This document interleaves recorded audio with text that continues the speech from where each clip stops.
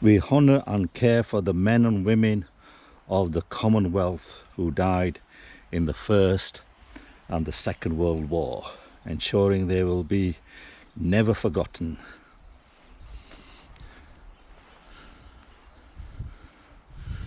What's up, YouTubers? Today I'm at the Undercliffe Cemetery, and today I'm going to capture some highlights of the Commonwealth War Commission that will be cleaning the graves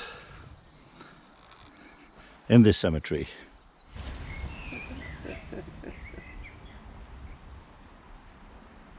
Hi, my name's Frank Sutton. I'm the coordinator in the north of England for the Commonwealth War Graves Commission's Eyes On, Hands On project.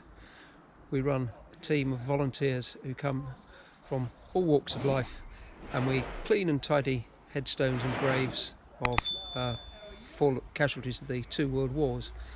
And today we're in Bradford, Undercliffe Cemetery, which is a glorious spot, looking after, trying to find and clean up and tidy something like 300 odd graves. We won't get them all done today, but as many as we can. That's granite, is it? Yeah. It's quite speckly, and then it's always, they always paint the granite because it's speckly, because you don't always see the stuff. Oh, it's paint, that is it? That's painted in, yeah. And it's usually, if it's darker it tends to be gold, if it's a lighter one it tends to be black.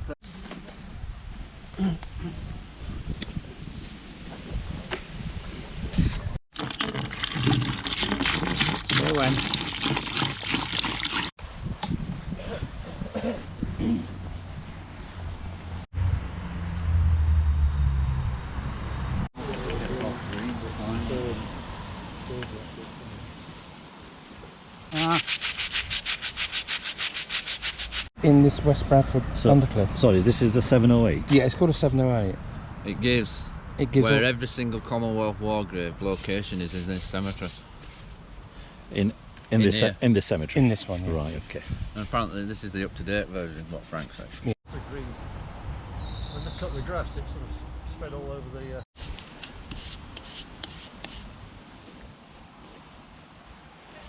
It's where the grass, actually, it's where the grass has been cut. It flies up onto the stone and sticks. That's off the stone road up there. There's a family plot up there, they call it the 𝗏𝗿𝗃𝗃𝗃𝗃 main promenade. I'll show you where go there. I mean, it's not going to do any harm to the granite, I don't think. Here's another one that's just been cleaned up.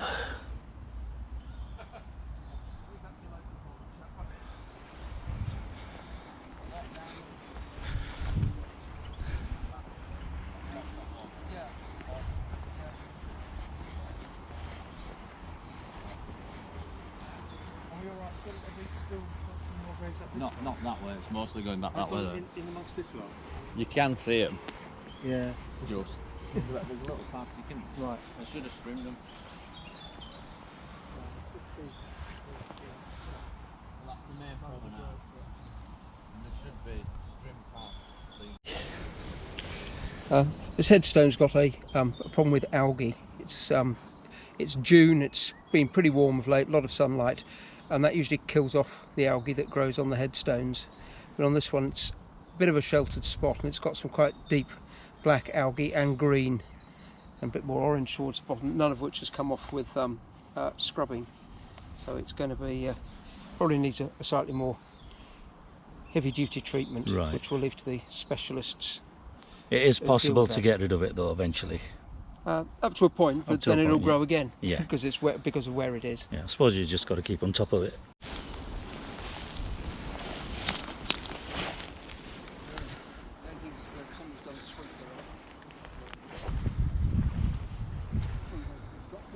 That's an easy place to get lost in, isn't it?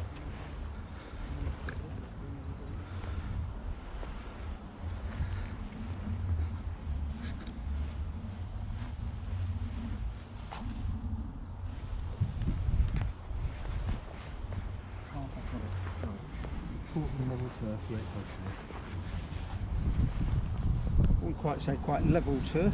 Well,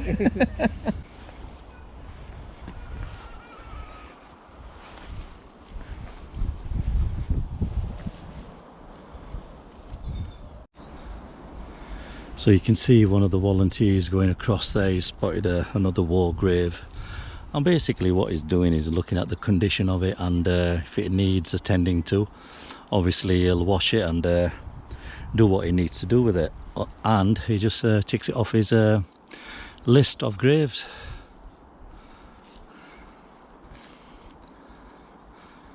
You can see what we're up against.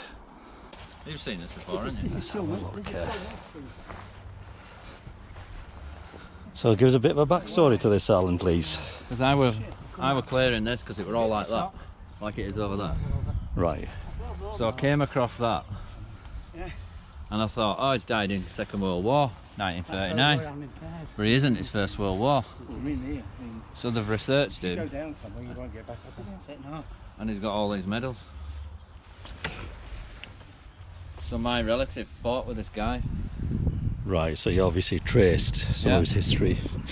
So they found out, they traced all his, so they got his grandson to come here, and his great grandson, to get a photograph of this plot. But he's got all, yeah, we're in Telegram. But he's got all, his grandson's got all the medals. Yeah. Because the date's 1946, which is after the Second World War anyway. Yeah. But I don't know where we were going anyway, got hit by a truck. But he's the only, he's buried in there on his own, there's no family in there. Another one that's been cleaned up.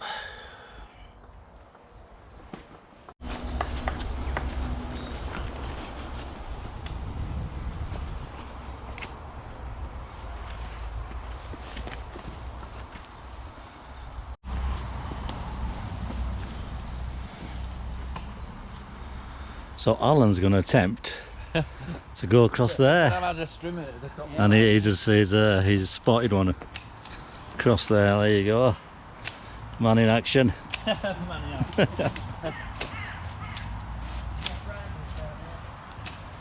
favourite. I don't know if the camera can catch it, but you can just see the top of the headstone, so you'd have to see the condition of it and tick it off the list.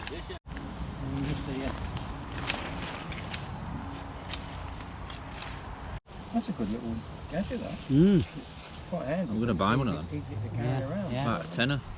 And I've got a 20-litre thing, too heavy to carry around. Yeah, there's about 26 acres of this place, and you can imagine the amount of work that has to be put in just to maintain certain areas. So there you go, that gives you an idea of the Commonwealth War Graves cleaning project, which happens now and then on a regular basis across the country. As you can see here, we've got a handful of volunteers that have gone in different directions and checking what they can of these graves and marking them off the spreadsheet. Again, thanks for following our channel. I shall meet you on the next vlog. Peace out.